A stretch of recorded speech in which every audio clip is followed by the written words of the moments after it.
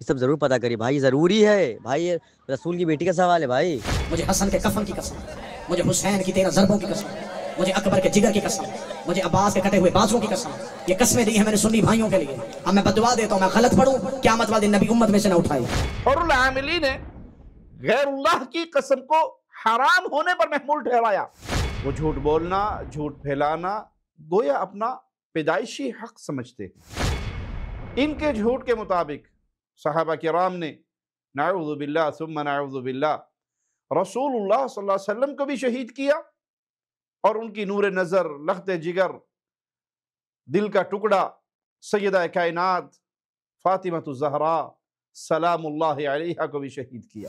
فَنَجْعَلْ لَعْنَةَ اللَّهِ عَلَى الْكَاذِبِينَ۔ بھائی بابری مسجد کا ہمیں سب معلوم ہے، کیا ہے کیا نہیں ہے گا، سب پتہ ہے گا، لیکن آپ کو یہ ضرور پتہ کرنا چاہیے محسن بھائی، فاطمہ زہرا کا آپ کو یاد نہیں ہے، بابری مسجد یاد ہے گا، ہے نا؟ تو اس کے بارے میں آپ ضرور پتہ کریے، کس نے قتل کیا، کیسے ہوا، کس طریقے سے ہوا، یہ سب ضرور پتہ کریے بھائی، ضروری ہے بھائی، یہ رسول کی بیٹی کا سوال ہے بھائی، یہ ضروری ہے گا بھائی، آپ کو وہ یاد ہے گا بھائی، رسول کی بیٹی نہیں یاد ہے بھائی، یہ ضرور یاد رکھیے گا، اور پتہ کریے بھائی کیسے قتل کیا، کیوں کیا، کس وجہ سے کیا بھائی، یہ ضرور پتہ کریے گا، ٹھیک ہے؟ اور کس نے کیا، اس کا نام سمجھ یہ پتہ کریے بھائی۔ بھائی آپ کی کتابوں سے ملتا ہے ہم لوگ کو، جو چیز ہم لوگ کو حدیث سے ملتی ہے یہ آپ ہی کتابوں سے ملتی ہے بھائی، صحیح بخاری سے، یہ ضرور پتہ کریے بھائی، یہ ضرور بھائی، آپ کیا بھائی یہ نہیں بتایا گیا گا بھائی کہ فاطمہ زہرا کو قتل کیا، کیوں کیا، کیسے کیا، کس نے کیا، نام بھی بھائی آپ یہ یاد رکھیے کس نے کیا ہے گا، کس کی کہنے پہ کیا ہے گا بھائی، یہ ضرور یاد رکھیے گا، ٹھیک ہے؟ لیکن پتہ ضرور کریے گا بھائی، ضرور پتہ کریے گا کہ شہادت ہم لوگ مناتے بھائی، مجلس ہوتی ہے یہ بھائی، ٹھیک ہے؟ اس پہ ضرور آپ فوکس کریے کہ کس نے قتل کیا، کیوں کیا، کس وجہ سے کیا، یہ ضرور یاد رکھیے گا۔ السلام علیکم ورحمۃ اللہ وبرکاتہ۔ ان الحمد للہ نحمده ونستعینه ونستغفره ونعوذ باللہ من شرور انفسنا ومن سیئات اعمالنا من يهده اللہ فلا مضل له ومن يضلل فلا هادی له اشہد ان لا الہ الا اللہ وحدہ لا شریک له واشہد ان محمدا عبدہ ورسولہ اما بعد۔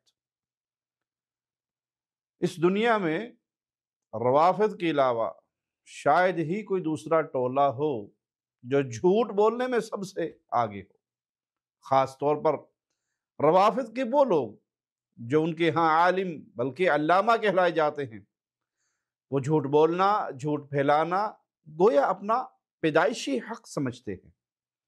ان کے جھوٹ کے مطابق صحابہ کرام نے نعوذ باللہ ثم نعوذ باللہ رسول اللہ صلی اللہ علیہ وسلم کو بھی شہید کیا، اور ان کی نور نظر، لخت جگر، دل کا ٹکڑا سیدہ کائنات فاطمہ الزہراء سلام اللہ علیہا کو بھی شہید کیا۔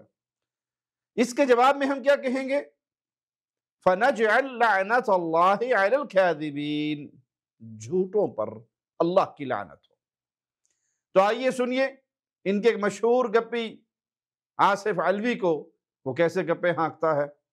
لوگ چوروں کے قرآن مان لیتے ہیں، لوگ شرابیوں کی قسمیں مان لیتے ہیں۔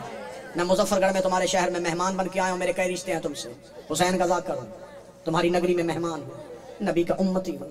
میں سنی بھائیوں کے لیے، شیعہ گھر کے بچے کو پتہ ہے، میں سنی بھائیوں کے لیے قسمیں دیتا ہوں، مجھے اللہ کی ربوبیت کی قسم، مجھے نبی کی رسالت کی قسم، مجھے بطول کی وراثت کی قسم، مجھے حسن کے کفن کی قسم، مجھے حسین کی 13 ضربوں کی قسم، مجھے اکبر کے جگر کی قسم، مجھے عباس کے کٹے ہوئے بازوؤں کی قسم، یہ قسمیں دی ہیں میں نے سنی بھائیوں کے لیے۔ اب میں بدعا دیتا ہوں، میں غلط پڑھوں قیامت والے دن نبی امت میں سے نہ اٹھائے، علی نوکروں میں سے نہ اٹھائے، حسین ماتھیوں میں سے نہ اٹھائے، میرا شمار اللہ یہودیوں کے ساتھ کرے۔ اتنی بڑی بددعائیں دی ہیں اور قسمیں دی ہیں صرف سنی بھائیوں کے چند جملوں کے لیے۔ اتنی بڑی قسم کھا کے میں مظفر گڑھ کے منبر پہ کہہ رہا ہوں، قتل ہوئی ہے تمہارے نبی کی بیٹی، گھر آ کے مارا ہے مسلمانوں نے پیغمبر کی بیٹی کو۔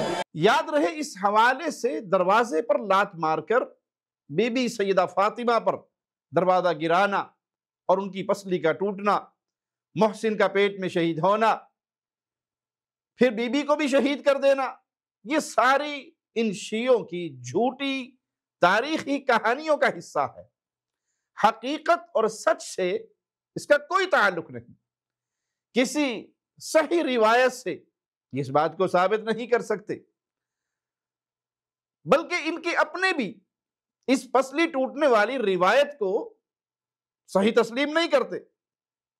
پھر آپ اس شخص کی جہالت کے اس بات سے اندازہ لگائے کہ یہ کیسی کیسی قسمیں کھا رہا ہے، حسن کے کفن کی قسم، اکبر کے جگر کی قسم، کٹے ہوئے بازوؤں کی قسم، حالانکہ ان کے باطل مذہب میں بھی غیر اللہ کی قسم کھانا جائز نہیں۔ جی دیکھ لیجئے، یہ ان کے شیخ حر العاملی کی کتاب وسائل الشیعہ ہے، جلد اس کی 23 ہے، صفحہ 259 ہے، باب ہے اللہ اور اس کے اسماء خاصہ کے علاوہ کی قسم نہ جائز ہے اور نہ ہی منعقد ہوتی ہے۔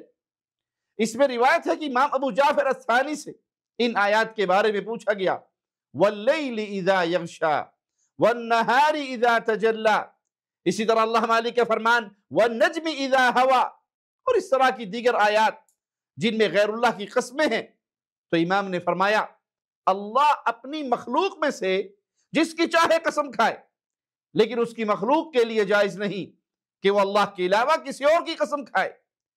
اس باب کی دوسری روایت امام صادق سے ہے کہ نبی کریم صلی اللہ علیہ وسلم نے غیر اللہ کی قسم کھانے سے منع فرمایا، اور فرمایا جس نے غیر اللہ کی قسم کھائی تو اللہ کی طرف سے وہ کسی چیز پر نہیں، اور قرآن مجید کے کسی سورت کی قسم کھانے سے منع فرمایا، اور اگر کسی نے ایسا کیا تو اس سورت کی ہر آیت کے بدلے قسم کا کفارہ ادا کرے۔ اس باب کی روایت نمبر 11 صفحہ 263 میں ہے، قرآن مجید کی آیت سورۃ یوسف کی 106 نمبر، وَمَا يُؤْمِنُ أَكْثَرُهُمْ بِاللَّهِ إِلَّا وَهُمْ مُشْرِكُونَ، ان کی اکثریت اللہ پر ایمان لانے کے باوجود مشرک ہیں۔ اس کے بارے میں ابو جعفر نے فرمایا اسی کے مصداق ہے کسی شخص کا یہ کہنا کہ تیری زندگی کی قسم، اور روایت نمبر 12 میں اس عمل کو اطاعت میں شرک قرار دیا۔ پھر باب کی آخر میں صفحہ 264 پر حر العاملی نے غیر اللہ کی قسم کو حرام ہونے پر محمول ٹھہرایا اور کہا نہ ایسی قسم منعقد ہونی ہے اور نہ ہی اس کے توڑنے پر کوئی کفارہ واجب ہوتا ہے۔ تو آصف علوی ایسی فضول اور لا یعنی قسمیں کھا کر سنی عوام کو بیوقوف بنانے کی کوشش نہ کرے۔ نام کے اس علامے کو چاہیے پہلے اپنا دین سیکھ لے، یاد رکھے کسی بھی جھوٹے کی قسمیں کھاتے ہوئے گفتگو کرنا، جھوٹ کو قسمیں کھا کھا کر بیان کرنا، وہ سچ نہیں ہو جاتا بلکہ وہ جھوٹ ہی رہتا ہے۔